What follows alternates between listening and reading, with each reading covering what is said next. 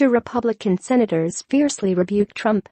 Washington, Reuters. Two Republican senators fiercely attacked President Donald Trump on Tuesday, accusing their fellow Republican of debasing U.S. politics and the country's standing abroad in extraordinary public criticisms of a sitting president. The onslaught from Jeff Flake and Bob Corker marked a sharp increase in tensions in what has been a fraught relationship between the president and congressional Republicans as Trump tries to enact his policy agenda. In a dramatic speech on the Senate floor, Flake repeatedly targeted Trump's style of governing, saying American politics had become inured to reckless, outrageous and undignified behavior from the White House. The instinct to scapegoat and belittle threatens to turn us into a fearful, backward-looking people, said Flake, who announced he would not run for re-election next year. "I will not be complicit or silent," Flake said. By announcing he will be leaving when his term ends in early 2019, Flake has effectively freed himself up to speak his mind without having one eye on voter reactions. Senator Bob Corker, who has also said previously he is not running for re-election, earlier called Trump a liar who has damaged the country's standing in the world, eviscerating the president with comments that stir deepening divisions in the Republican Party. "The president has great difficulty with the truth on many issues," Corker told CNN.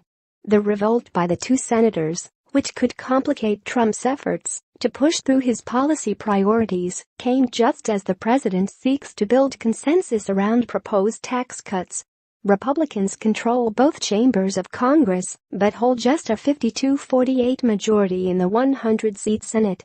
Over the summer, Trump pilloried Senate Republicans as a group and some by name after they failed to garner sufficient votes to repeal and replace the 2010 health care law known as Obamacare, one of his top presidential campaign promises. The dollar lost ground on news that Flake would not seek re-election because it added to investor worries about the fate of the tax plan, which has widely been seen as a potential boost to American companies. It recovered after a Bloomberg report that at a closed-door lunch, Trump asked senators whom they would support to become the next Fed chairman. The Bloomberg story quoted one senator as saying that John Taylor, who is viewed in the markets as an inflation hawk, got the most votes.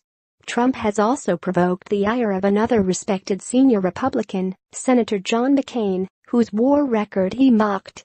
Last week, Republican former President George W. Bush, who has kept a low profile since leaving office in January 2009, took a thinly veiled swipe at Trump in a speech in which he decried bullying and prejudice and denounced anti-immigrant sentiment.